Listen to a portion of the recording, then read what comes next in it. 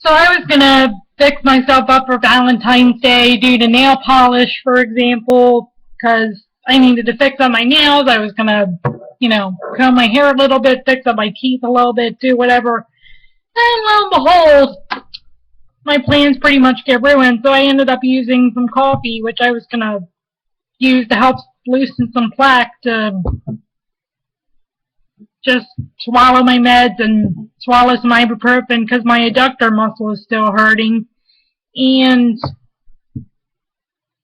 I'm just so focused on, unfortunately, the fact that this one guy had some Christopher Dorner-like thinking. His name is James Walker.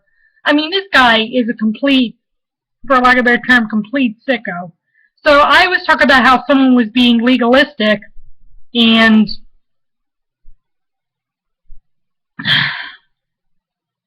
I mean, this guy was just sick.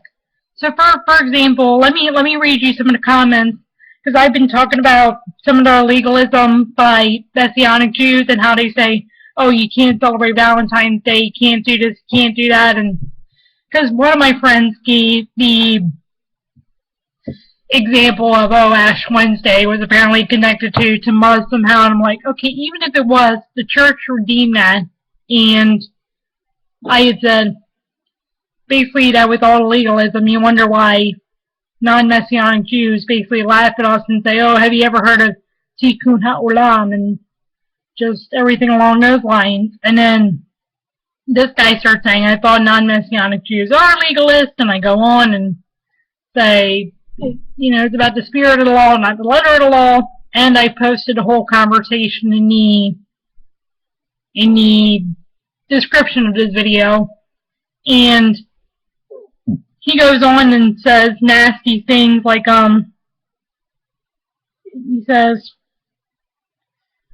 let's see, he says something, for example, okay, because we continue to talk, and he said, it's our history, just as the German Reform movement and German Holocaust are a century later as part of our history.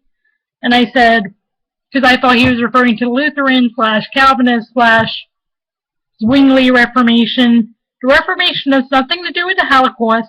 Martin Luther either fell away or was a Christian name only. And by the way, as kind of a side note, Congregation Yeshua Yisrael has a good study on what falling away means. But then James Walker goes on to say, German Jewish Reform.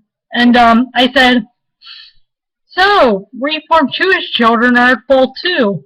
I see, God must be a sick God to punish children because of Reformed Judaism. Look, shit happens. Life happens. The Holocaust had nothing to do with Reformed Judaism. Also, not everyone who says, Lord, Lord, will enter heaven, and some who do will still have been fallen away, because I said that Martin Luther might have been fallen away, and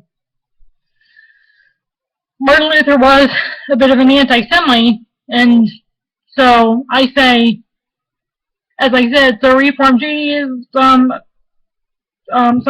Reformed Jewish children are at fault too? I see. I mean, I was kind of being sarcastic when I was saying, I see, and if you don't get what I mean, it's like, for example, when Megyn Kelly was interviewing Malik Shabazz, she was like, I see, and who are the fake Jews? So kind of when she was putting Malik Shabazz on the spot, I was trying to put James Walker on the spot and make him rethink his answer.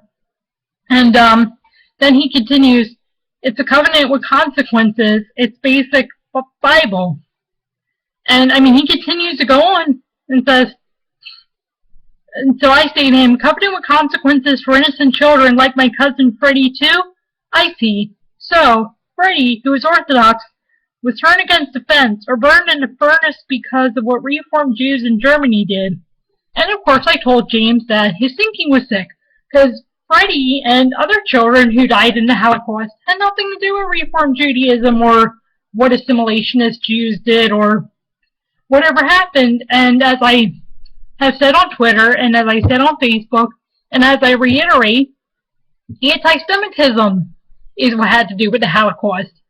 Reformed Judaism had nothing to do with the Holocaust, because if it was just Reformed Judaism, if it was just even disbelief in Jesus, which I heard that David Brigner allegedly argued, because I had heard that David Brickner had unfortunately allegedly argued that things like the Inquisition and the pogroms and even the Holocaust happened because Jews generally didn't believe in Jesus. But even if you were to take the arguments that the Holocaust and similar events happened because of factors like Reform Judaism and factors because of disbelief in Jesus or whatever, if you were to take those kinds of arguments, then you would have to ask, well, what about children, and what about Messianic Jews, and what about non-Reformed Jews? Didn't they die in the Holocaust as well? And didn't Jews who believe in Jesus die as well? And just a whole bunch of other questions. So he continues to go on. He's like, this is James Walker, by the way. He says, how is it sick? You're a Bible believer, are you not? God punishes and rewards. JC talks plenty about weeping and gnashing of teeth, eternal torment, lakes of fire, etc. Or do you have a dispensationalist excuse for that too? And I mean, this guy goes on, and it is just sick. I mean, he says he twists Exodus 25 to Exodus 26 to say that basically because Reform Judaism was what it was, apparently the Holocaust happened, and thus children got killed in the Holocaust too.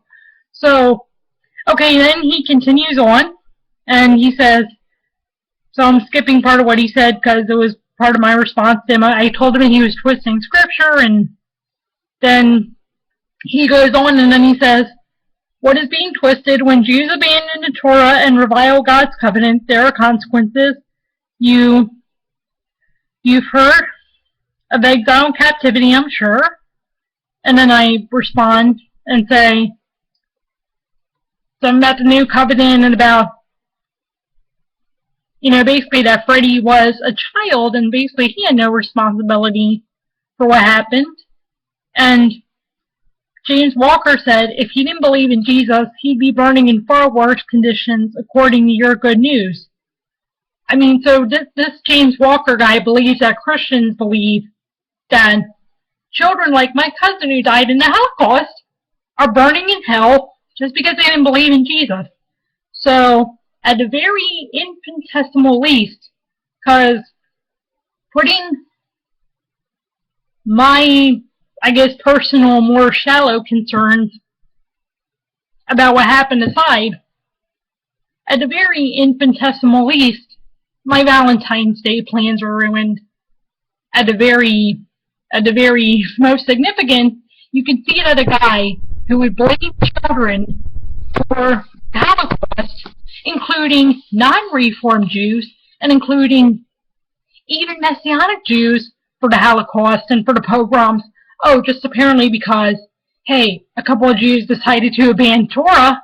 So you can see that this James Walker guy, if you read the whole conversation, which I'm going to post in the description, you can see that this James Walker guy is either bordering on sociopathy, psychopathy, or even, and a lot of people are going to get mad at me for invoking this, but even Christopher Dorner-like thinking.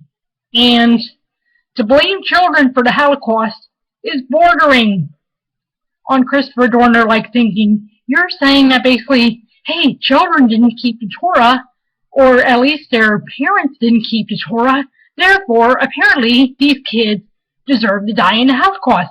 I mean, that is exactly what James Walker said. He said, and he was twisting scripture to say it, he twisted this scripture, you shall not bow down to them, and you shall not serve them, for I am Jehovah your God, a jealous God, visiting the iniquity of the fathers on sons, on the third and the fourth generation, to those that hate me, and doing kindness to thousands, to those loving me, and to those keeping my commandments. And then he had, like I said, when I confronted him for twisting scripture, he had gone on and said, what is being twisted when Jews abandon the Torah and revile God's covenant, there are consequences. You've heard of exile and captivity, Andrew. But of course, kids had no responsibility in it. So he's blaming the kids. I gotta go.